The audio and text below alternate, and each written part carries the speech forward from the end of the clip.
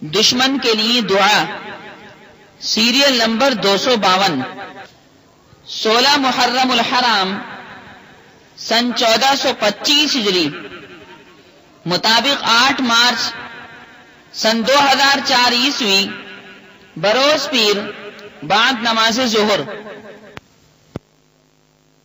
بسم اللہ الرحمن الرحیم، الحمد لله الذي هدانا لهذا وما كنا لنهتدي لولا أن هدانا الله وأكمل لنا ديننا وأتم علينا نعمته ورضي لنا الإسلام دينا فلا نعبد ولا نستعين إلا إياه ونشهد أن لا إله إلا الله وحده لا شريك له ونشهد أن سيدنا ونبينا وحبيبنا وشفيعنا ومولانا محمدا عبده ورسوله صلى الله تعالى عليه وعلى آله وأصحابه وأزواجه وذرياته وسلم تسليما كثيرا كثيرا. أما بعد، فأعوذ بالله السميع العليم من الشيطان الرجيم. بسم الله الرحمن الرحيم. ادفع بالتي هي أحسن فإذا الذي بينك وبينه عداوة كأنه ولي حميم. رب اشرح لي صدري ويسر لي أمري واحلل عقدة من لساني يفقه قولي. علم الإنسان ما لم يعلم. رب زدني علما. گرامی قدر حاضرین محفل، اللہ سبحانہ و تعالی نے اس عالم آب و گل میں افراد بشر کو پیدا فرمایا، انسان کی آل اولاد کو یہاں پھیلایا اور ساتھ ساتھ انسان کے اندر خیر کا مادہ بھی رکھا اور شر کا مادہ بھی رکھا۔ خیر کے مادے کی وجہ سے انسان نیک کام کرتا ہے، ہر نیک کام کرنے کے لیے ایگری ہو جاتا ہے، تیار ہو جاتا ہے، نماز بھی پڑھتا ہے، روزہ بھی رکھتا ہے، حج بیت اللہ بھی کر لیتا ہے، حولان حول کے بعد یعنی سال گزر جانے کے بعد زکوٰۃ بھی ادا کر دیتا ہے، تلاوت کلام پاک بھی کرتا ہے، راستے سے تکلیف دہ چیز کو بھی ہٹا دیتا ہے، غریبوں کی، یتیموں کی، بیواؤں کی اور مسکینوں کی نصرت اور اعانت اور مدد اور ہیلپ کر دیتا ہے۔ غرضے کے ہر عمل صالح کے لیے، ہر نیک کام کے لیے یہ انسان اس خیر کے مادے کی وجہ سے تیار ہو جاتا ہے، جبکہ خیر کے مادے کا غلبہ ہو اور شر کا مادہ مغلوب ہو۔ اس کے برخلاف جب شر کا مادہ غالب ہوتا ہے تو انسان ہر برائی کرنے کے لیے ایگری اور تیار ہو جاتا ہے۔ جب شر کا مادہ غالب ہوتا ہے اور خیر کا مادہ مغلوب ہوتا ہے، سوسائٹی غلط ہو جاتی ہے، یار دوست غلط مل جاتے ہیں، سہیلیاں غلط مل جاتی ہیں، ہم پیالہ ہم نوالا لوگ غلط مل جاتے ہیں، صحبت غلط ہو جاتی ہے، تو انسان ہر بد عمل کو، ہر برے عمل کو کرنے کے لیے تیار ہو جاتا ہے، چوری بھی کر لیتا ہے، بدمعاشی بھی کر لیتا ہے، غصب بھی کر لیتا ہے، چھین جھپٹ بھی کر لیتا ہے، ایذا رسانی بھی کر لیتا ہے، دوسروں کو تکلیف پہنچانے کے لیے ہمہ وقت تیار رہتا ہے، گالم گلوچ کرتا ہے، فسق و فجور کر لیتا ہے، بدتمیزی کر لیتا ہے، بد کرداری کر لیتا ہے، بد گفتاری کر لیتا ہے، غرض ہے کہ ہر برا عمل کرنے کے لیے وہ ہمہ وقت تیار رہتا ہے۔ جب انسان کے اوپر یہ شر کا مادہ غالب ہوتا ہے تو انسان دوسروں کے ساتھ حسد بھی کر لیتا ہے، جلتا بھی ہے، دوسروں کی نعمتوں کو دیکھ دیکھ کر اس کو غصہ آتا ہے اور یہ سوچتا ہے، بلکہ یہ زبان سے بڑبڑاتا ہے، منہ کے اندر بڑبڑاتا ہے کہ چاہے یہ نعمت مجھے ملے چاہے نہ ملے، لیکن اس کے پاس سے یہ نعمت جاتی رہے، اسی کا نام حسد ہے، اور اسی کا نام دوسروں کی نعمت دیکھ کر جلنا ہے، جو شریعت اسلامیہ کے اندر حرام ہے۔ اس حسد اور جلنے کے سلسلے میں میری مستقل 2 کیسٹس الگ سے موجود ہیں۔ ایک کا نام ہے حسد اور اس کے اسباب، اور دوسری کیسٹ کا نام ہے حسد اور اس کا علاج. میں نے اس میں پوری تفصیل اس حسد کے بارے میں بیان کی ہے. اور دنیا کے اندر جو سب سے پہلا گناہ سرزد ہوا وہ اسی حسد کی بنیاد پر ہوا، اور شیطان نے حضرت آدم علیہ السلام سے حسد ہی تو کیا تھا، جلا ہی تو تھا کہ میں آدم کو سجدہ نہیں کروں گا کیونکہ میں آگ سے پیدا کیا گیا ہوں اور آدم مٹی سے پیدا کیے گئے ہیں. آگ جب جلتی ہے تو اس کی لپٹ اوپر کو جاتی ہے، لہذا شیطان بولا کہ میں آگ سے بنا ہوں اور آگ اوپر کو جاتی ہے، لہذا میں اونچا ہوا، بلند ہوا. اور آدم مٹی سے بنے ہیں اور مٹی نیچے کو جاتی ہے، لہذا اونچی چیز نچلی چیز کو سجدہ کیوں کرے؟ اللہ تبارک و تعالیٰ کا وہ نافرمان بندہ بنا. کلام پاک میں قرآن مجید فرقان حمید میں اسی بات کو بیان فرمایا. کئی مقامات پر آسمان زمین کے پیدا کرنے والے خدا نے وَإِذْ قُلْنَا لِلْمَلَائِكَةِ اسْجُدُوا لِآدَمَ فَسَجَدُوا إِلَّا إِبْلِيسَ أَبَى وَاسْتَكْبَرَ وَكَانَ مِنَ الْكَافِرِينَ.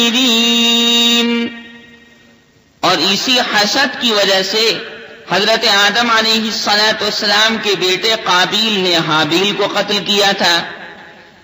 قابیل اور حابیل کے اوپر بھی میرا مستقل الگ سے بیان موجود ہے، اور شیطان کے اوپر بھی شیطانی تقریر الگ سے موجود ہے. غرضے کہ انسان دنیا میں رہتے ہوئے دوسروں سے حسد کرنے لگتا ہے، دشمنی کرنے لگتا ہے، عداوت کرنے لگتا ہے.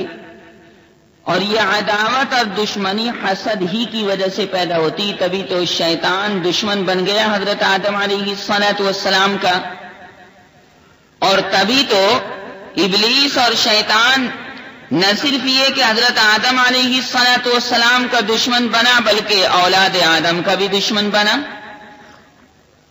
اور اس نے کلیئر اللہ تبارک و تعالی سے یہ بات کہہ دی کہ پروردگار اب میں انسانوں کو بہکانے کے لیے ہر ممکن کوشش کروں گا. ان کے دائیں سے بھی آؤں گا، بائیں سے بھی آؤں گا، آگے سے بھی آؤں گا اور پیچھے سے بھی آؤں گا، اور ان کو وسوسے ڈال ڈال کر برائیوں کے اندر، گناہوں کے اندر، معاصی کے اندر، ذنوب کے اندر مبتلا کر دوں گا. قال فبما أغويتني لأقعدن لهم صراطك المستقيم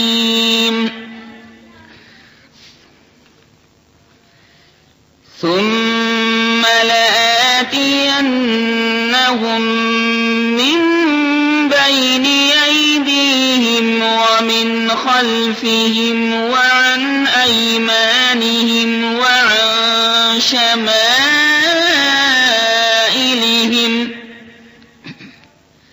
ولا تجد أكثرهم شاكرين.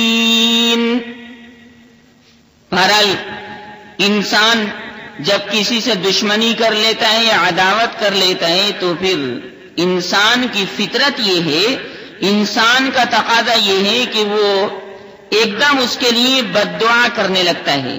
ویسے انسان اتنا جلد باز واقع ہوا ہے کہ اپنے اوپر خیر کی دعا کے ساتھ ساتھ شر کی دعا بھی جلدی سے کرنے لگتا ہے. اپنے ساتھ بھی اس کا یہی معاملہ ہے. پریشان ہو کر اتنے دن ہو گئے دعا مانگتے ہوئے، اللہ پاک ہماری سنتا ہی نہیں، سنتا ہی نہیں، سنتا ہی نہیں. یہ کفریہ جملے ہیں. اللہ تو سنتا ہے. کیا پتا تیرے دعا مانگنے میں خرابی ہو، کیا پتا تیری دعا آداب کے ساتھ نہ ہو، اور کیا پتا تیری دعا شرائط آداب کے مطابق نہ ہو، شرائط دعا کے مطابق نہ ہو.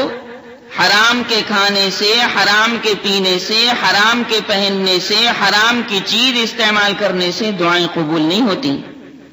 اور میری مستقل 2 کیسٹس ہیں دعا کے سلسلے میں دعا کیسے کریں، یہ 2 گھنٹے کا بیان ہے. اس میں نے تفصیل کے ساتھ بیان کیا ہے کہ دعا کرنے کا طریقہ کیا ہے، کہاں کہاں دعائیں قبول ہوتی ہیں، کس کس طرح اللہ پاک سے دعا مانگنی چاہیے. تو یہ تو صاحب کفری جملہ ہو گیا کہ اللہ پاک سنتے ہی نہیں. بہت دن ہو گئے مانگتے ہوئے، لیکن یہ بھی تو ممکن ہے کہ جو چیز تو مانگ رہا ہے وہ تیرے حق میں مفید نہ ہو، تیرے حق میں درست نہ ہو، بلکہ مضر ہو اور نقصان دہ ہو. تو انسان تو جناب اتنا جلد باز واقع ہوا کہ اپنے لیے بھی بد دعا کرنے لگتا ہے اور جلدی سے بد دعا کر لیتا ہے. جیسے عام طور سے عورتیں کہہ دیتی اللہ پاک پتہ نہیں مجھے کب بلائے گا، اللہ پاک اب تو مجھے بس بلا لے اٹھا لے. بعض عورتیں مٹی کا تیل چھڑک کر آگ لگا لیتی ہیں، اسپرٹ چھڑک کر آگ لگا لیتی ہیں، زہر کھا لیتی، توبہ توبہ. اور اسی طرح زہر کا انجیکشن لگوا لیتی ہیں، ایسے مرد بھی کرتے ہیں. یہ ساری چیزیں حرام ہیں کیونکہ یہ خودکشی ہے، آتم ہتیا ہے، اور خودکشی کرنا شریعت اسلامیہ میں حرام ہے. خودکشی کے اوپر بھی میرا مستقل بیان الگ سے موجود ہے، 1 گھنٹے کی مستقل الگ سے تقریر ہے. 15ویں پارے میں سورہ بنی اسرائیل کے 2 رکوع میں اللہ نے اس لیے فرمایا کہ میاں یہ تو بہت جلد باز واقع ہوا ہے، اپنے لیے بھی تو بڑی جلدی بد دعا کر لے ہے. وَيَدْعُ الْإِنسَانُ بِالشَّرِّ دُعَاءَهُ بِالْخَيْرِ وَكَانَ الْإِنسَانُ عَجُولًا. اس سے ایک بات یہ معلوم ہوئی کہ آدمی کو اگر دعا مانگتے مانگتے دیر ہو جائے تو گھبرانا نہیں چاہیے، اللہ پاک کی رحمت کاملہ سے نا امید نہیں ہونا چاہیے، بلکہ اللہ کے فیصلے پر راضی رہنا چاہیے. اس میں اللہ تبارک و تعالی بندے کا امتحان لیتا ہے. تو خیر، میں یہ عرض کر رہا تھا کہ انسان جب کسی سے دشمنی کرنے لگتا ہے تو اس کے لیے جلدی سے بد دعا کرنے لگتا ہے. یہ بہت دل گردے کی بات ہے کہ آدمی کی کسی سے دشمنی ہو اور وہ اپنے دشمن کے لیے دعائے خیر کرے. دشمنوں کے حق میں بد دعا کرنا انسان کی فطری عادت ہے، لیکن رسولوں، نبیوں اور پیغمبروں کا مرتبہ خواتین و حضرات عام انسانی سطح سے بہت بلند ہوتا ہے. یاد رکھیے، جو لوگ پیغمبروں کو گالیاں دیتے ہیں، جو لوگ رسولوں کو گالیاں دیتے ہیں، جو لوگ نبیوں کو گالیاں دیتے ہیں، نبی اور رسول اور پیغمبر پلٹ کر ان کو گالیاں نہیں دیتے، کیونکہ شریعت اسلامیہ میں کہا یہ گیا ہے کہ بھائی برائی کا بدلہ برائی نہیں. اگر کتا کسی کے کاٹ لے تو پلٹ کر انسان کتے کے تھوڑا ہی کاٹتا ہے، وہ تو جا کر ڈاکٹر صاحب سے انجیکشن لگواتا ہے، اپنا علاج کرواتا ہے. اگر وہ انسان پلٹ کر کتے کے پیچھے بھاگنے لگے اور کتے کو کاٹے تو سب اس کو پاگل کہیں گے کہ یہ انسان نہیں بلکہ مجنون ہو گیا، پاگل ہو گیا، فلش ہے، بے وقوف ہے. تو شریعت اسلامیہ نے بتایا کہ بھئی میل کا بدلہ میل نہیں، میل کا علاج میل نہیں، گندگی کا بدلہ گندگی نہیں، بلکہ میل کا بدلہ صابن ہے. کپڑے کے اوپر اگر گندگی لگ جاتی، نجاست لگ جاتی تو فوراً انسان صابن سے اس کو دھوتا ہے. جو لوگ صفائی پسند ہوتے ہیں کیا کریں، اللہ تبارک و تعالی نے مسلمانوں کو صفائی کا اور طہارت کا بہت تاکیدی حکم دیا ہے. قرآن پاک میں تو یہ فرمایا گیا کہ اللہ تبارک و تعالی بہت بہت پاک رہنے والوں کو بہت بہت پسند کرتا ہے. لیکن عام مسلمانوں کا معاشرہ اس کے بالکل برخلاف کرتا ہے. جتنی گندگی مسلمانوں کے گھروں میں ملتی ہے اتنی گندگی غیر مسلموں کے گھروں میں نہیں ملتی. اس کا خیال رکھنا چاہیے. تکیے پڑے ہیں تو وہ میلے پڑے ہیں، چادریں ہیں تو وہ میلی پڑی ہیں، بستر ہیں تو وہ میلے پڑے ہیں، بچے نے پیشاب کر دیا ہے تو وہ پیشاب کا کپڑا ایسے ہی پڑا ہے. اسی طرح گھر میں جھاڑو نہیں لگی تو نہیں لگی. اللہ کے رسول صلی اللہ علیہ وسلم بہت صاف رہتے تھے، اتنے صاف رہتے تھے کہ آپ صلی اللہ علیہ وسلم کے پسینے کے اندر بھی خوشبو آتی تھی. چنانچہ آقائے مدنی صلی اللہ علیہ وسلم جس مقام سے جس راستے سے گزر جاتے تھے وہاں خوشبو خوشبو خوشبو خوشبو پھیل جاتی تھی. دنیا کے اندر تو انسان عطر لگاتا ہے، خوشبو لگاتا ہے، میک اپ کرتا ہے، کریم لگاتا ہے، پاؤڈر لگاتا ہے، پھر کہیں جا کر تھوڑی دیر کے لیے خوشبو آتی ہے، پسینہ آ گیا تو پھر وہی بدبو آنے لگی. لیکن حضرت آمنہ کے در یتیم نبی کریم صلی اللہ علیہ وسلم کے مبارک پسینے کے اندر بے انتہا خوشبو تھی. صحابہ کرام سمجھ جاتے تھے کہ رسول اللہ صلی اللہ علیہ وسلم کا گزر ادھر سے ہوا، کیونکہ میرے سچے آقا صلی اللہ علیہ وسلم کا ظاہر بھی پاک تھا اور باطن بھی پاک تھا. آپ کی خلوت بھی اچھی تھی اور آپ کی جلوت بھی اچھی تھی. سب کے سامنے والی زندگی بھی اچھی تھی اور تنہائی والی اکیلے پن والی زندگی بھی اچھی تھی. تو اسلام نے طہارت کا تو پاکیزگی کا بڑا حکم دیا کہ بھئی نہاؤ، دھو، غسل کرو. 5 وقتہ نماز کا حکم دیا اور اس سے پہلے وضو رکھ دیا کہ بغیر وضو کے نماز قبول نہیں کروں گا. اور ظاہر ہے کہ وضو کے اندر ہاتھ پیر دھوئے جاتے ہیں، مسح کیا جاتا ہے، ناک میں پانی ڈالا جاتا ہے، ناک صاف کی جاتی ہے. یہ تمام چیز، تمام آداب وضو کے کیوں رکھ دیے؟ تاکہ جب انسان نماز پڑھنے کے لیے اللہ پاک کی بارگاہ میں حاضر ہو تو وہ پاک صاف ہو. دنیا کے اندر بھی تو دیکھا جاتا ہے، کسی فنکشن میں جاتا ہے انسان، عورت ہو یا مرد، تو اچھے کپڑے پہن کر جاتا ہے، موزے بھی اچھے مانگتا ہے، جوتیاں بھی اچھی مانگتا ہے، بنیان بھی اچھا مانگتا ہے، غرضے کے ساری چیزیں اچھی مانگتا ہے، بال بھی سنوار کر کاڑ کر جاتا ہے. غرضے کے انسان اپنی سوسائٹی کے اندر اپنے مقام کو اجاگر کرنے کے لیے سارے کام کرتا ہے. تو اللہ پاک تو بہت بڑا بہت بڑا بہت بڑا ہے کہ اس کی کوئی مثال نہیں، نہ ذات میں اور نہ صفات میں. تو اس کی بارگاہ میں آدمی گندا ہو کر کیوں جائے؟ لہذا شریعت اسلامیہ نے نماز سے پہلے وضو رکھ دیا. اور وضو کے بارے میں بھی میرا مستقل 1 گھنٹے کا بیان الگ سے موجود ہے. اللہ پاک نے اس لیے ارشاد فرمایا، ان اللہ یحب التوابین ویحب المتطہرین.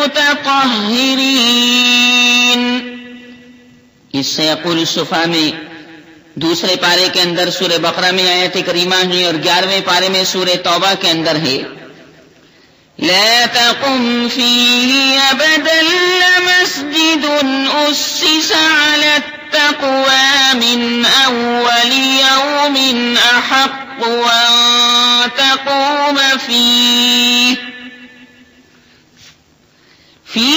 رجال يحبون ان يتطهروا والله يحب المطهرين.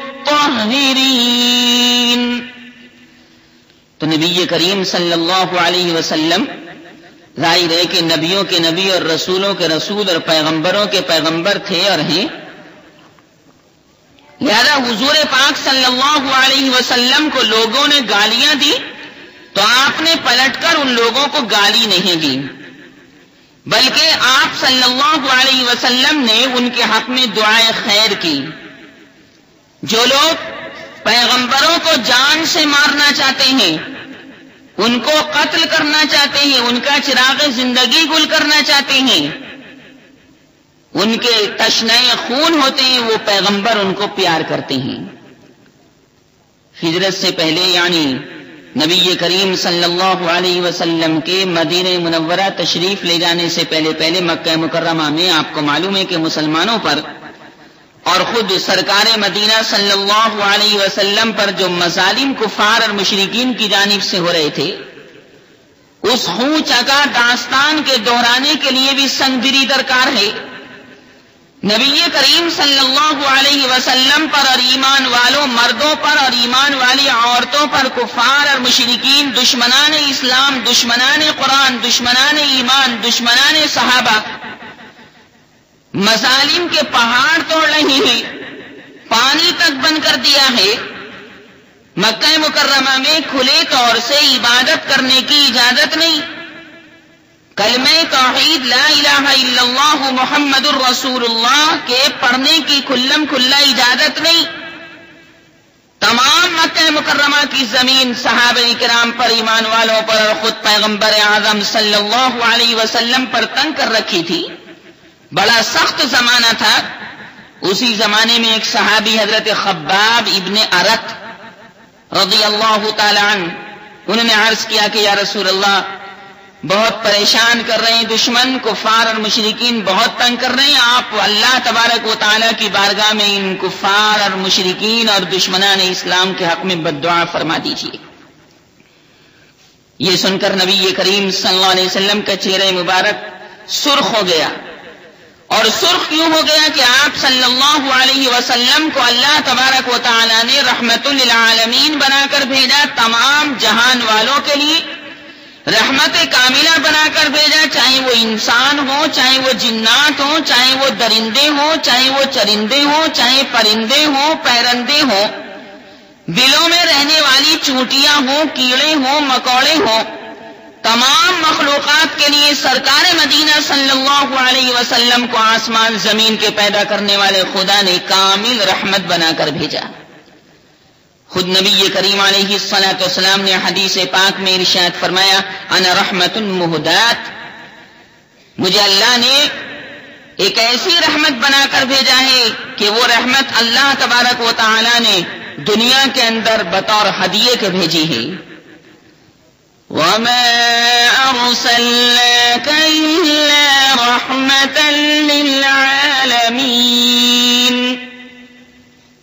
یہ واقعہ حضرت خباب ابن ارت رضی اللہ تعالی عنہ کا جو میں نے آپ کو ابھی سنایا، صحیح بخاری باب مبعث النبی کے اندر موجود ہے. ایک دفعہ چند لوگوں نے مل کر اس بات کی اسی قسم کی بات کہی، لعنت والی بات کہی، بددعا والی بات کہی، تو فرمایا میں دنیا کے لیے لعنت نہیں بلکہ رحمت بنا کر بھیجا گیا ہوں. صحیح مسلم کے اندر یہ حدیث پاک موجود ہے، اور مشکاۃ شریف کے اندر جہاں نبی کریم صلی اللہ علیہ وسلم کے اخلاق بیان کیے گئے وہاں بھی یہ بات موجود ہے. خواتین و حضرات، قبیلہ قریش کے لوگ جنہوں نے 3 سال تک سرکار مدینہ صلی اللہ علیہ وسلم کو قید میں رکھا، اور جو حضور اقدس صلی اللہ علیہ وسلم کے پاس غلے کے ایک ایک دانے کے پہنچنے کے روادار نہ تھے، کہتے تھے کہ میاں 1 کلو گیہوں، 1 کلو جو نہیں، ایک دانہ وہاں پر نہیں پہنچنا چاہیے، جو کا ایک دانہ وہاں نہیں پہنچنا چاہیے، چاول کا ایک دانہ نہیں پہنچنا چاہیے، گیہوں کا ایک دانہ نہیں پہنچنا چاہیے. یہ کفار اور مشرکین شرارتیں کر رہے تھے، اور نبی کریم صلی اللہ علیہ وسلم کو ستا رہے تھے. حضور اقدس صلی اللہ علیہ وسلم تو اپنی زبان مبارک سے کچھ نہیں فرما رہے تھے، خاموش صبر فرما رہے تھے، کیونکہ صبر کا پھل میٹھا ہوتا ہے. صبر کے بارے میں میرا مستقل الگ سے 2 کیسٹس کے اندر بیان ہے. اللہ تعالیٰ صبر کرنے والوں کے ساتھ ہے، جو دوسروں کی ایذا رسانی کو دیکھ دیکھ کر اس کو برداشت کرتے ہیں. یہ تکلیف پہنچا رہا ہے، وہ بیچارہ صبر کر رہا ہے، یہ بیچارہ اس تکلیف کو برداشت کر رہا ہے، اس گالم گلوچ کو برداشت کر رہا ہے، تو یہ تو خاموش ہے. لیکن اللہ تبارک و تعالیٰ کی لاٹھی خاموش نہیں رہتی، اللہ کی لاٹھی بے آواز رہتی ہے. اور اللہ کا کوڑا اللہم احفظنا جب پڑتا ہے تو پھر مکمل طریقے سے پڑتا ہے. اللہ کے کوڑے کی کس سے برداشت ہو سکتی ہے؟ اس لیے اللہ تبارک و تعالیٰ کے عذاب سے اور اللہ سبحانہ و تعالیٰ کی جانب سے مصیبت آنے کے سلسلے میں پناہ مانگنی چاہیے. ان بطش ربک لشدید انہ هو یبدئ ویعید وهو الغفور الودود ذو العرش المجید فعال لما يريد. کیا ہوا؟ نبی کریم صلی اللہ علیہ وسلم کے لیے ایک ایک دانہ اس پر پابندی لگا دی کفار اور مشرکین نے. اللہ تبارک و تعالیٰ بھی یہ سارا منظر دیکھ رہا تھا. باری تعالیٰ نے ابر رحمت کا سایہ ان بدتمیزوں اور بدماشوں کے سر سے اٹھا لیا. اور مکہ مکرمہ میں خواتین حضرات اس قدر قحط پڑا حضور کو ستانے کا انجام. ارے اللہ کے حبیب صلی اللہ علیہ وسلم کے ستانے والے کوئی سرسبز تھوڑا ہی ہو سکتے ہیں.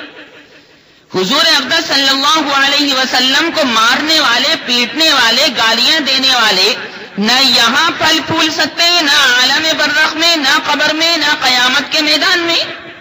کیونکہ اللہ تبارک و تعالیٰ کا کامل سایہ سرکار مدینہ صلی اللہ علیہ وسلم پر تھا اور ایمان والوں پر تھا، اور آج بھی جو کامل الایمان لوگ ہیں اللہ کی رحمت ان کے اوپر اپنا سایہ رکھتی ہے. اللہ نے دیکھا کہ یہ میرے حبیب صلی اللہ علیہ وسلم کو کھانے پینے نہیں دے رہے. مکہ مکرمہ میں اللہ نے قحط ڈال دیا، بارش بند کر دی، زمین سے اناج پیدا ہونا بالکل بند ہو گیا. اتنا قحط پڑا کہ لوگ ہڈیاں چوسنے لگے، مردار کھانے لگے. کوئی مرغی پڑی ہے مری ہوئی، اسی کو کھانے لگے. اللہ توبہ توبہ، نعوذ باللہ. ایسے ہی کوئی جانور مر گیا، اس کا کچا گوشت ہی چبانے لگے. یہ خطرناک صورتحال پیدا ہو گئی مکہ مکرمہ کے اندر. اور اللہ تبارک و تعالی نے قرآن پاک میں اس کا بیان فرمایا 14ویں پارے میں سورہ نحل کے اندر، اور بڑی وضاحت کے ساتھ یہ بات فرما دی. یہ بات بڑی وضاحت کے ساتھ اس لیے بیان فرمائی تاکہ لوگ قیامت تک نبی کریم صلی اللہ علیہ وسلم کو اور اسلام کو اور اللہ پاک کے دین کو اور خود ذات گرامی کو، اللہ پاک کی ذات گرامی کو برا بھلا نہ کہیں، بلکہ اس سے بچتے رہیں. اللہ تبارک و تعالی نے 14ویں پارے میں ارشاد فرمایا، وَضَرَبَ اللَّهُ مَثَلًا قَرْيَةً كَانَتْ آمِنَةً مُطْمَئِنَّةً يَأْتِيهَا رِزْقُهَا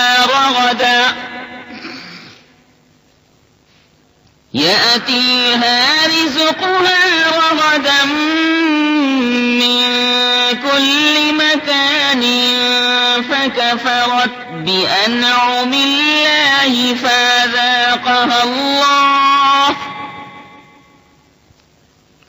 فَأَذَاقَهَا اللَّهُ لِبَاسَ الْجُوعِ وَالْخَوْفِ بِمَا كَانُوا يَصْنَعُونَ. فرمایا یہ سارا رزق، ساری روزی تو مجھ خدا کے ہاتھ میں ہے. سرکار مدینہ صلی اللہ علیہ وسلم کے طفیل یہ کھا رہے ہیں اور پی رہے ہیں، اور انہی کو جناب تنگ کر رہے ہیں، پریشان کر رہے ہیں، ایذا رسانی کے اندر مبتلا کر رہے ہیں. بہرحال لوگ ہڈیاں چوسنے لگے، مردار کھانے لگے. ابو سفیان جو اس وقت تک مسلمان نہیں تھے، انہوں نے حضرت صلی اللہ علیہ وسلم کی خدمت میں حاضر ہو کر عرض کیا کہ اے محمد، تمہاری قوم ہلاک ہو رہی ہے، تمہارا قبیلہ مر رہا ہے، بھوکوں مر رہا ہے، خدا سے دعا کر دو کہ یہ مصیبت دور ہو. ہاں جادو تو وہ ہے جو سر چڑھ کر بولے. دیکھو نا، یہ مخالف ہیں اس وقت تک، لیکن سمجھتے ہیں کہ اگر یہ قحط دور ہو سکتا ہے تو محمد صلی اللہ علیہ وسلم کی مبارک دعا سے دور ہو سکتا ہے. آدمی سمجھتا ہے چاہے ظاہر نہ کرے، قابلیت تو اپنے مقام پر جھلکتی ہے، ٹپکتی ہے، مترشح ہوتی، ظاہر ہوتی ہے. لہذا انہوں نے بھی اس بات کا اقرار کر لیا کہ ہماری دعا سے کام چلنے والا نہیں، ہم نے بہت ستا لیا. آپ کی قوم ہلاک ہو رہی، خدا سے دعا کر دو کہ مصیبت دور ہو.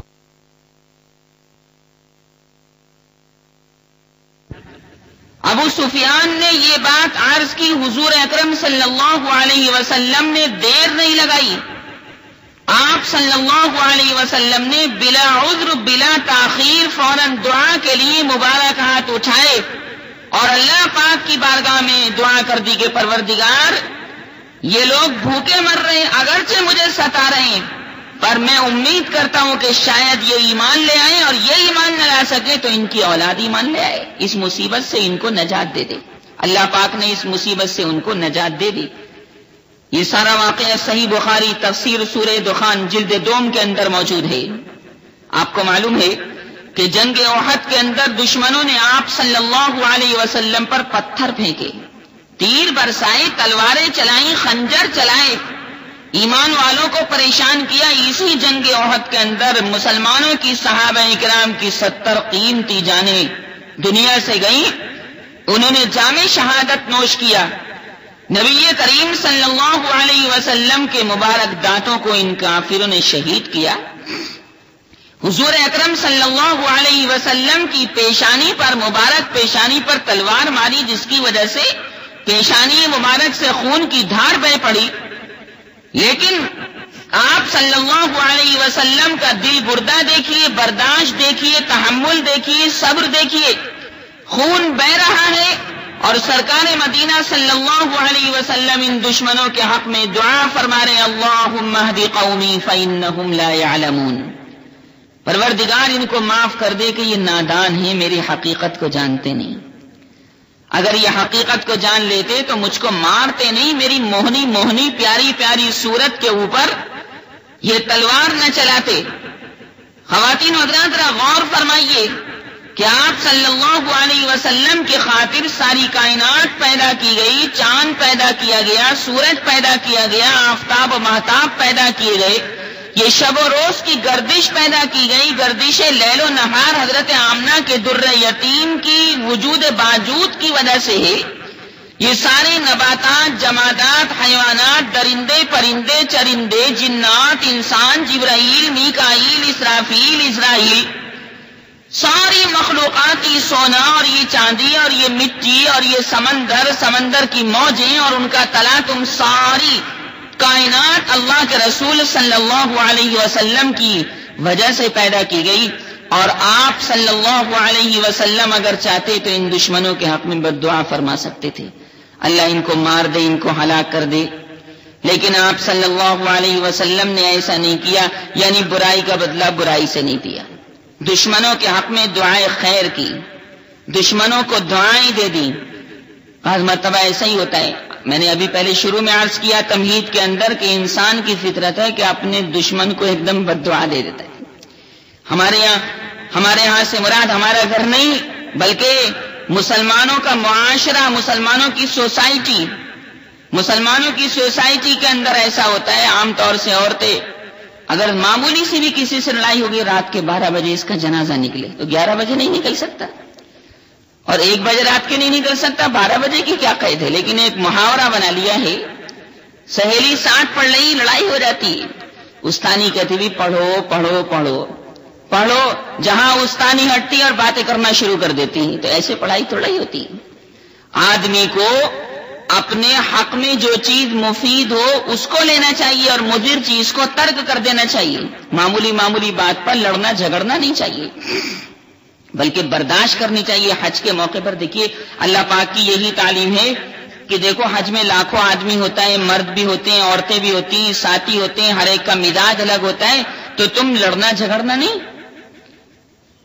الحج اشہر معلومات فمن فرض فيهن الحج فلا رفث ولا فسوق ولا جدال في الحج، حج میں کوئی جھگڑا وگڑا نہیں ہونا چاہیے، برداشت کرو۔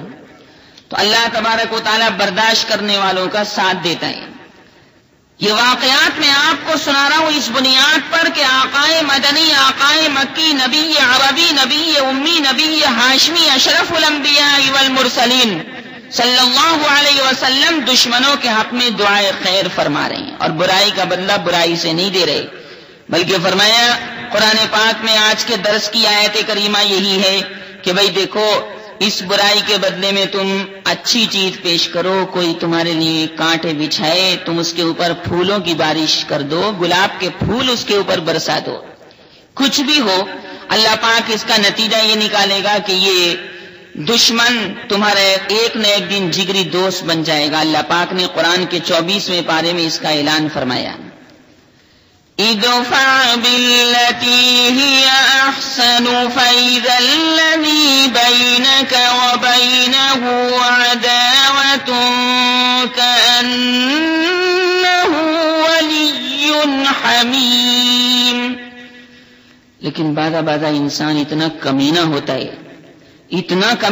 ہے کہ دوسرے کی برداشت کا ناجائز فائدہ اٹھاتا ہے۔ یہ برداشت کر رہا ہے اور وہ اتنا ہی ظلم اٹھا رہا ہے. تو اللہ پاک نے ایسے موقع پر پھر دوسری شق بیان فرمائی. وہ شق کیا ہے؟ وہ دوسری شق یہ ہے کہ اگر ظلم حد سے پار ہو جائے، اگر ستانا حد سے زیادہ گزر جائے اور یہ مظلوم بنا رہے، ظالم کے مظالم برداشت کرتا رہے، تو اللہ تبارک و تعالیٰ نے فرمایا کہ دیکھو بھائی، برائی کا ذکر کرنا برا ہے، لیکن مظلوم اپنے اوپر ہونے والے مظالم کو بیان کر سکتا ہے. حکومت اسلامیہ میں قاضی صاحب کی عدالت میں دعویٰ دائر کر سکتا ہے کہ بھائی معاملہ حد سے زیادہ گزر گیا. چنانچہ حضور اکرم صلی اللہ علیہ وسلم نے جب دیکھا کہ بڑے بڑے قبیلے اسلام کے اوپر حملہ کر رہے ہیں، تو پھر آپ نے قبیلہ زکوان کے اوپر لعنت بھیجی. پھر آپ صلی اللہ علیہ وسلم نے قبیلہ رول کے اوپر لعنت بھیجی، اور پھر آپ نے قنوت نازلہ پڑھی جو فجر کی نماز میں پڑھی جاتی ہے. فجر کی نماز میں جب حالات بہت خراب ہو جائیں، کرفیو لگ جائے، اللہ نہ کرے، دشمنوں کا بہت زیادہ خطرہ ہو، غیر مسلموں کا غلبہ ہو جائے اور مسلمان نہتے ہوں، کمزور ہوں، ضعیف ہوں، لاغر ہوں، اور کہیں سے مدد آنے کا موقع نہ ہو، غرضے کے مسلمان بیچارے پریشان حال ہوں، تو شریعت کہتی کہ فجر کی نماز کی دوسری رکعت میں، فجر کی نماز کی دوسری رکعت میں رکوع سے اٹھنے کے بعد سمع اللہ لمن حمیدہ ربنا لک الحمد کہنے کے بعد پھر قنوت نازلہ پڑھ سکتے ہو. اور وہ قنوت نازلہ یہ ہے: اللہم اہدنا فیمن ہدیت وعافنا فیمن عافیت وتولنا فیمن تولیت وبارک لنا فیما اعطیت وقنا شر ما قضیت فإنک تقضی ولا یقضى علیک انه لا يذل من واليت ولا يعز من عاديت تباركت ربنا وتعاليت نستغفرك ونتوب إليك وصلى الله تعالى على النبي الكريم. اللهم اغفر للمؤمنين والمؤمنات والمسلمين والمسلمات الأحياء منهم والأموات إنك سميع قريب مجيب للدعوات. اللهم اهلك الكفرة والمبتدعة والمشركين. اللهم شتت شملهم ومزق جمعهم ودمر ديارهم وفك أيديهم وأرجلهم ونكس أعلامهم وامحو آثارهم. اللهم أنزل بهم بأسك الذي لا ترده عن القوم المجرمين. اللهم أهلكهم كما أهلكت عادا وثمود. اللہم خذہم اخذ عزیز مقتدر. یہ قنوت نازلہ کہلاتی ہے. ایک تو دعائے قنوت ہے، وہ الگ ہے جو وتر کی نماز میں پڑھی جاتی تیسری رکعت میں. اللہم انا نستعینک ونستغفرک ونؤمن بک ونتوکل علیک ونثنی علیک الخیر ونشکرک ولا نکفرک ونخلع ونترک من یفجرک. اللهم إياك نعبد ولك نصلي ونسجد وإليك نسعى ونحفد ونرجو رحمتك ونخشى عذابك إن عذابك بالكفار ملحق. یہ دعائے قنوت کہلاتی ہے جو وتر کی نماز میں پڑھی جاتی ہے. اور وتر کی نماز کے بارے میں میرا مستقل الگ سے بیان موجود ہے، پوری 1 گھنٹے کی کیسٹ ہے وہ، اس میں پوری تفصیل وتر کی نماز کے بارے میں ہی. تو خیر یہ بات تو میں نے ضمناً بیان کی. مجھے عرض یہ کرنا ہے کہ نبی کریم صلی اللہ علیہ وسلم نے یہ پہلو اختیار فرمایا کہ اگر ظلم حد سے زیادہ آگے بڑھ جائے تو پھر آدمی اللہ پاک کی بارگاہ میں شکایت بھی کر سکتا ہے اور پھر دوسرے لوگوں سے بھی کہہ سکتا ہے کہ دیکھو یہ معاملہ حد سے زیادہ آگے بڑھ چکا ہے، اور برداشت کی بھی ایک حد ہوتی ہے. لیکن نبی کریم علیہ الصلوۃ والسلام کے اوپر جو قرآن پاک نازل کیا گیا، 6 پارے کی پہلی آیت اسی بات کو بتلا رہی ہے. لا يحب الله الجهر بالسوء من القول إلا من ظلم. مظلوم آدمی سے مستثنا ہے.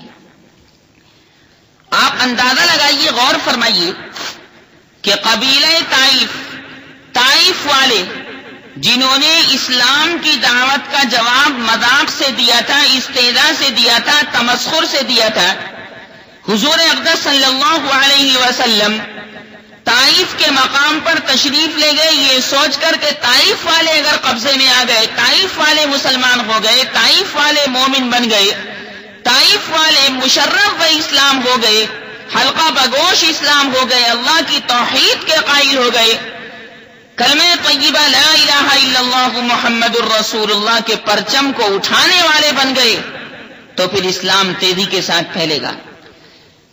اس نیت کے ساتھ، اس ارادے کے ساتھ حضور اکرم صلی اللہ علیہ وسلم طائف پہنچے۔ وہ طائف جس نے داعی اسلام صلی اللہ علیہ وسلم کو اپنی پناہ میں لینے سے انکار کر دیا تھا، وہ طائف جس نے پائے مبارک کو لہو لوہان کر دیا تھا، وہ طائف اور وہ طائف کے رہنے والے کہ جن کی نسبت اللہ کے فرشتے نے، پہاڑوں کے فرشتے نے پوچھا تھا کہ یا رسول اللہ اگر حکم ہو تو ان طائف والوں پر میں پہاڑ کو الٹ دوں اور ان کو جان سے مار دوں؟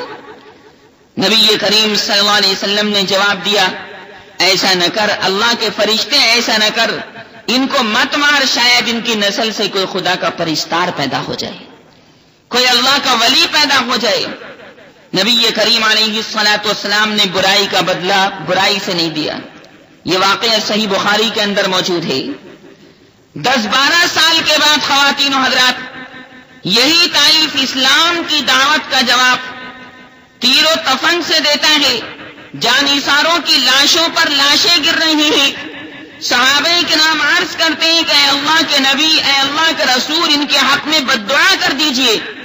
حضور اقدس صلی اللہ علیہ وسلم دعا کے لیے ہاتھ اٹھاتے ہیں، لوگ سمجھتے ہیں کہ حضور اکرم، حضور اعظم صلی اللہ علیہ وسلم ان کے حق میں بد دعا فرمائیں گے، لیکن زبان مبارک سے رحمت کاملہ کے الفاظ نکلتے ہیں اور سرکار مدینہ صلی اللہ علیہ وسلم اپنی زبان مبارک سے فرماتے ہیں، اے پروردگار، اے آسمان زمین کے پیدا کرنے والے خدا، طائف والوں کو اسلام نصیب کر دے اور دوستانہ محبت کے ساتھ ان کو میرے پیروں میں لا کر ڈال دے۔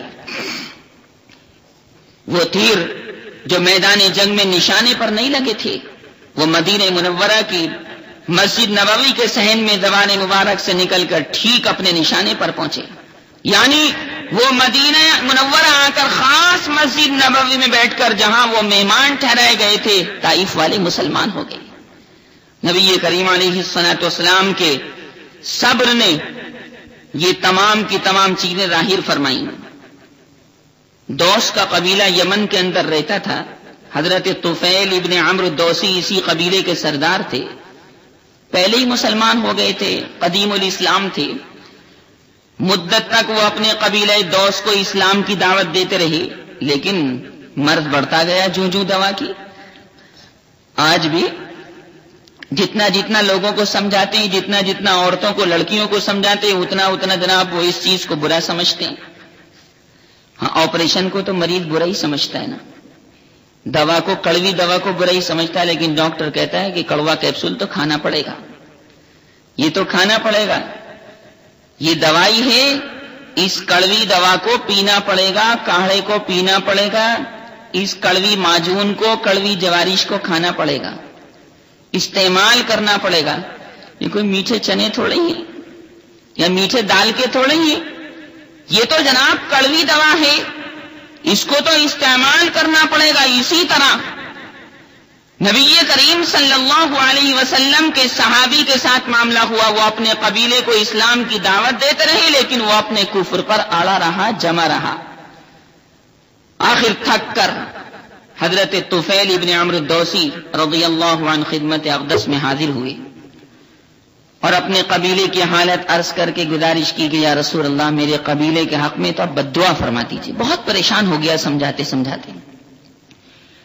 لوگوں نے یہ سنا، صحابہ کرام نے یہ سنا تو کہا کہ اب قبیلہ دوس کی بربادی میں کوئی شک نہیں رہا، اب تو حضور ضرور بد دعا فرما دیں گے، ضرور بد دعا فرما دیں گے۔ لیکن خواتین حضرات، قربان جائیے، سرکار مدینہ صلی اللہ علیہ وسلم کی ذات گرامی پر رحمت عالم صلی اللہ علیہ وسلم نے جن الفاظ میں دعا فرمائی وہ یہ تھے، اللہم اہدی دوسا واتی بہم، اللہم اہدی دوسا واتی بہم، اے اللہ قبیلہ دوس کو تو ہدایت دے دے، ان کو مسلمان کر دے، ان کو مومن کر دے اور ان کو میری خدمت میں بھیج دے۔ نبی کریم صلی اللہ علیہ وسلم نے بس یہ دعا فرمائی اور وہاں لوگوں کے دل پلٹنے لگے۔ اسلام کی محبت اچانک آٹومیٹکلی ان کے دلوں کے اندر بیٹھتی چلی گئی۔ چنانچہ حضرت ابو ہریرہ رضی اللہ تعالیٰ عنہ جو تھے نا، یہ بھی قبیلہ دوس کے ہی تو رہنے والے تھے، جن سے بہت زیادہ احادیث مروی ہیں اور جنہوں نے قرآن پاک کو نبی کریم صلی اللہ علیہ وسلم سے براہ راست سیکھا۔ ایسا قرآن جو حضور اقدس صلی اللہ علیہ وسلم پر نازل کیا گیا، ایسا قرآن جو دین کی اصل، دین کی اساس اور دین کی فاؤنڈیشن ہے، دین کی بنیاد ہے۔ احادیث کا نمبر بعد میں ہے، وہ تو شرح ہے قرآن پاک کی۔ اگر قرآن پاک نہ ہوتا تو حدیث پاک نہ ہوتی، علم تفسیر نہ ہوتا، علم حدیث نہ ہوتا۔ قرآن پاک ہی اصل ہے جو نماز کے اندر پڑھا جاتا ہے۔ قرآن کی لطافت کے کیا کہنے۔ درمیان میں یہ بات ذہن میں آ گئی، سناتا چلوں۔ شیخ ابو الربیع علیہ الرحمہ فرماتے ہیں کہ ایک رات ایسا ہوا کہ میں شیخ ابو محمد علیہ الرحمہ کے ساتھ تھا۔ جب تک شیخ ابو محمد تہجد کی نماز کے لیے کھڑے نہیں ہو جاتے تھے، میں ان کے ادب کی وجہ سے اپنا وظیفہ شروع نہیں کرتا تھا۔ میں سوچتا تھا پہلے شیخ تہجد کی نماز میں لگ جائیں، ادھر میں اپنا وظیفہ پڑھ لوں گا۔ چنانچہ ایک رات آپ بیدار ہوئے اور وضو کیا۔ شیخ ابو الربیع فرماتے ہیں کہ میں اپنے بستر پر پڑا جاگ رہا تھا اور ساری کنڈیشن دیکھ رہا تھا، ساری صورتحال دیکھ رہا تھا۔ شیخ ابو محمد علیہ الرحمہ قبلے کی طرف متوجہ ہوئے اور قبلے کی جانب متوجہ ہو کر اعوذ باللہ من الشیطان الرجیم بسم اللہ الرحمن الرحیم پڑھ کر وہ تو قرآن پاک پڑھنے میں لگ گئے، قرآن پاک پڑھنے میں مشغول ہو گئے۔ یہ اللہ پاک کا کلام ہے جس کی کوئی مثال نہیں، قیامت تک کے لیے یہ قرآن ہے۔ جیسے ہمارے حضور کی نبوت اور رسالت قیامت تک کے لیے ہے، ایسے یہ کتاب قیامت تک کے جتنے بھی تقاضے ہوں گے، زمانہ چاہے کتنی کروٹیں بدلے، زمانے میں انقلاب عظیم آ جائے، سائنس کا دور آ جائے، آدمی چاند پر پہنچے، چاند سے مٹی لے کر آئے، کچھ بھی کرے، مریخ پر اپنی کمندیں ڈال دے، لیکن یہ قرآن ہر زمانے کے ہر تقاضے کو پورا کرتا رہے گا۔ یہ اللہ پاک کی سچی کتاب ہے جس کو مسلمانوں نے آج چھوڑ دیا۔ لڑکیوں سے بھی کہا جاتا ہے بھائی قرآن پڑھ لو، قرآن پڑھ لو، بات سمجھ میں نہیں آتی۔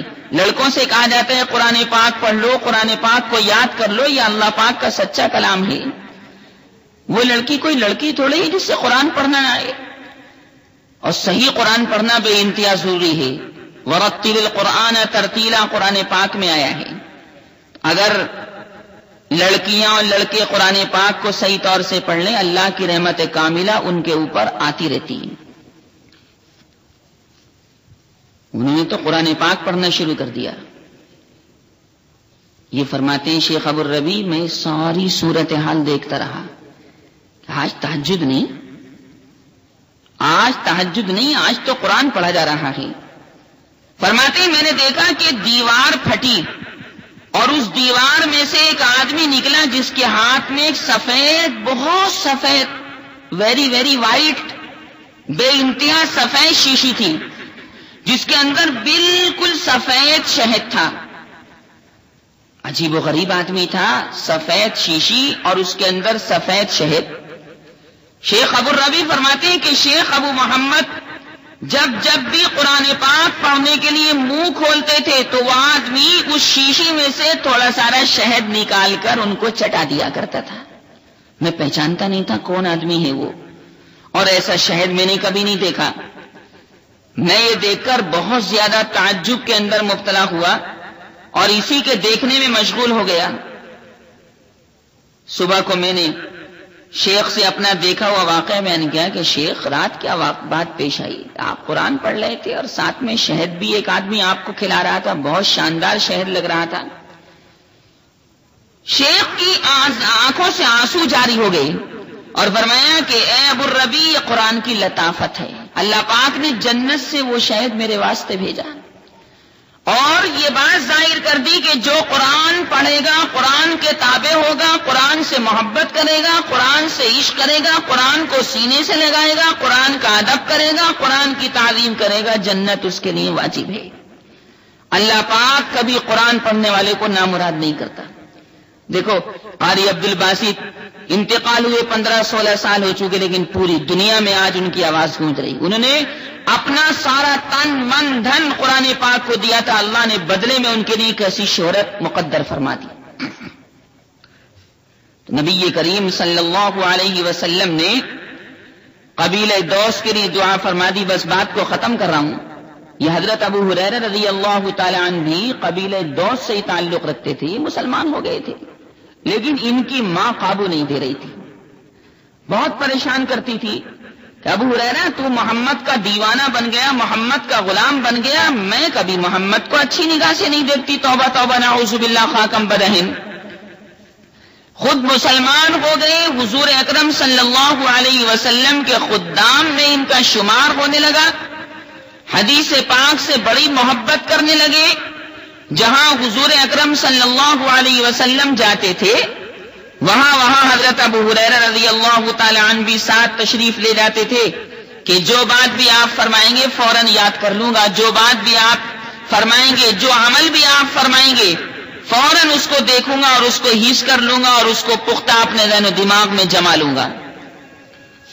تو خیر حضرت ابو ہریرہ رضی اللہ تعالی عنہ کی ماں مشرکہ تھی، وہ سمجھاتے رہتے تھے کہ اماں دیکھو محمد صلی اللہ علیہ وسلم کو برا مت کہا کرو، تمہیں محبت نہیں تو برا مت کہا کرو، کسی سے تعلق نہیں تو برا کہنے کی کیا ضرورت ہے، دیکھو محمد صلی اللہ علیہ وسلم کو گالی مت دیا کرو، اماں تم بھی کلمہ توحید لا الہ الا اللہ محمد الرسول اللہ پڑھ لو۔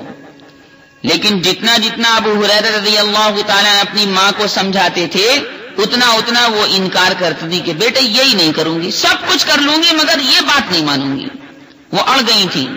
لیکن صاحب دل تو اللہ تعالیٰ کے ہاتھ میں ہے، ایمان تو دل کے اندر آتا ہے، تقوی دل کے اندر آتا ہے، اللہ کا خوف دل کے اندر آتا ہے، اللہ کا ڈر دل کے اندر آتا ہے۔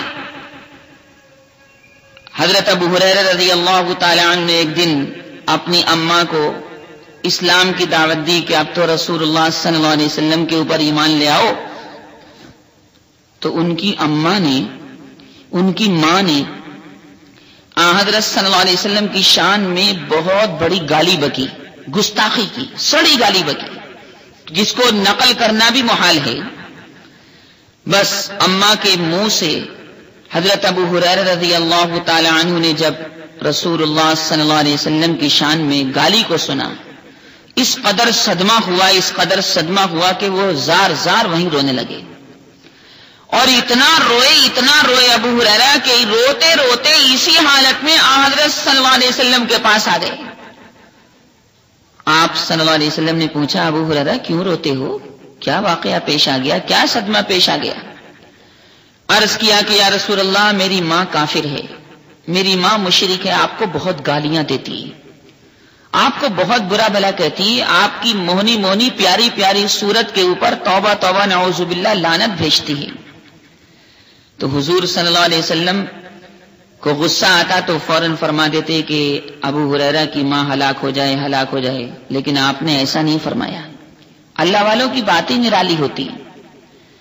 حضرت صلی اللہ علیہ وسلم نے یہ سنا کہ ابو ہریرہ کی ماں مجھ کو سڑی سڑی گالیاں دیتی ہے، تو حضور اکرم صلی اللہ علیہ وسلم نے ابو ہریرہ کی ماں پر بددعا بھیجنے کے بجائے اللہ تبارک و تعالیٰ کی بارگاہ میں عرض کیا کہ الہی دل تیرے ہاتھ میں ہے، تیرے قبضہ قدرت میں، الہی میں تیری بارگاہ میں ابو ہریرہ کی ماں کی ہدایت کے لیے دعا کر رہا ہوں، تو ابو ہریرہ کی ماں کو ہدایت نصیب کر اور ابھی ابھی اسلام قبول کرنے پر آمادہ کر دے، تو ہر چیز پر قادر ہے۔ پروردگار اگر تو نے ابو ہریرہ کی ماں کو ابھی مسلمان نہ کیا تو پھر تیری خدائی کیا ہوئی؟ ابو ہریرہ نے جب یہ مبارک کلمات سنے تو ابو ہریرہ کو تو یقین تھا کہ جب سرکار نے دعا فرما دی تو ٹلے گی نہیں، خوش خوش گھر واپس آئے، دیکھا کیواڑ بند ہے، دروازہ کھٹکھٹایا، اماں کیواڑ کھولو، لیکن کواڑ بند ہیں. کئی مرتبہ دروازے پر دستک دی, دروازہ کھٹکھٹایا, آج خلاف معمول دروازہ بند. ادھر رسول اللہ صلی اللہ علیہ وسلم نے ان کی ہدایت کے لیے اللہ پاک سے دعا فرمائی. اللہ پاک نے اسی وقت وہ دعا قبول فرمائی, اور ابو ہریرہ کی ماں کے دل میں یہ الہام فرمایا کہ یہ اسلام قبول کر لے, اسی میں تیری نجات ہے, دنیا کی بھی نجات ہے, قبر کی بھی نجات ہے, اور آخرت کی بھی نجات ہے. یہ بہترین دین ہے. کہنے لگی گندی نہیں جاؤں گی, نہا لوں. دیکھا کواڑ بند ہے اور پانی گرنے کی آواز آ رہی. نہاتے میں تو پانی گرتا ہی ہے. ماں نہا رہی ہے. ابو ہریرہ بہت خوش ہوئے, ابھی کواڑ نہیں کھولے ماں نے. جیسے ہی ماں نہا کر فارغ ہوئی اور غسل کر کے فارغ ہوئی, اس نے کواڑ کھولے اور کنڈی کھولتے ہی جیسے ہی ابو ہریرہ اپنے بیٹے کی صورت پر نظر پڑی, زبان پر کلمہ جاری ہو گیا, لا الہ الا اللہ محمد الرسول اللہ, لا الہ الا اللہ محمد الرسول اللہ. ابو ہریرہ رضی اللہ تعالیٰ عنہ بڑے خوش ہوئے اور اپنی اماں کو نبی کریم صلی اللہ علیہ وسلم کی خدمت شریفہ میں لے گئے. سارا واقعہ صحیح مسلم فضائل ابو ہریرہ کے اندر موجود ہے. خلاصہ کلام یہ ہے کہ سرکار مدینہ صلی اللہ علیہ وسلم نے جو دین پیش فرمایا اس کی بات ہی نرالی ہے. اللہ پاک نے اس دین کو تمام مخلوقات کے لیے عظیم الشان, فخیم الشان, جلیل الشان بنایا ہے. اس لیے قرآن پاک سے جڑنا چاہیے, اسلام سے جڑنا چاہیے, برائی کا بدلہ برائی سے نہیں دینا چاہیے, ستانے والوں کے ستانے پر صبر کرنا چاہیے. جب بہت زیادہ ظلم آگے کو بڑھ جائے اللہ پاک سے شکایت کرنی چاہیے کہ پروردگار تو اس کو ہدایت دے دے, اس کو مظالم کرنے سے بعد رہنے کی توفیق عنایت فرما دے. یہ بڑی بات ہے. چنانچہ یہ مضمون اس لیے بیان کیا گیا کہ آج کل اس کا بد دعا دینے کا بہت زیادہ زور ہے, بہت زیادہ اس کے اوپر لوگ, لڑکے اور لڑکیاں بھی, مرد اور عورتیں بھی اسی بات کو کرتی ہیں. اس سے اجتناب اور پرہیز کرنے کی بہت زیادہ ضرورت ہے. پہلے بھی میں نے اعلان کیا تھا کہ ہر پیر کو بعد نماز عشاء مردوں میں بھی یہ پروگرام چل رہا ہے, 1 گھنٹہ میں اس میں بیان کرتا ہوں. میری آپ سے گزارش ہے خواتین و حضرات, بزرگ ماں اور بہنوں کے اپنے بیٹوں کو, اپنے شوہروں کو اور اپنے خاندان کے مردوں کو اس پروگرام میں بھیجیں. بہت شہر کے کونے کونے سے لوگ آ رہے ہیں, بہت فائدہ ہو رہا ہے. اور اب یہ اشکال بھی ختم ہو گیا کہ مولانا صاحب عورتوں کے ہی ہو کر رہ گئے, نہیں, مردوں میں بھی پروگرام چل رہا ہے. اس لیے یہاں آپ حضرات تشریف لائیں, پڑوسنوں کو لائیں. ظہر بعد تو یہ پروگرام چلتا ہی, لیکن پیر کے دن رات میں عشاء کی نماز کے بعد مسجد نیاریان میں 1 گھنٹہ بیان ہوتا ہے. گھڑی دیکھ کر 1 گھنٹے میں دعا ہو جاتی, جیسے یہاں 1 گھنٹے میں دعا ہو جاتی ہے. اس لیے میری آپ سے گزارش ہے کہ آج جا کر بلکہ ہر پیر کو ان کو یاد دہانی کرائیں کہ بھئی آج پیر ہے, آج آپ کو عشاء کی نماز مسجد نیاریان میں جا کر پڑھنی ہے, اللہ کے قرآن کی تفسیر سننی ہے. جو اللہ کے قرآن سے جڑتا ہے در حقیقت اللہ سے جڑتا ہے. جو اللہ کے قرآن سے جڑتا ہے اللہ کی رحمت سے جڑتا ہے. جو اللہ کے قرآن سے جڑتا ہے سرکار مدینہ صلی اللہ علیہ وسلم سے جڑتا ہے. جو اللہ کے قرآن سے جڑتا ہے نوری فرشتوں اور نوری ملائکہ کی جماعت سے جڑتا ہے.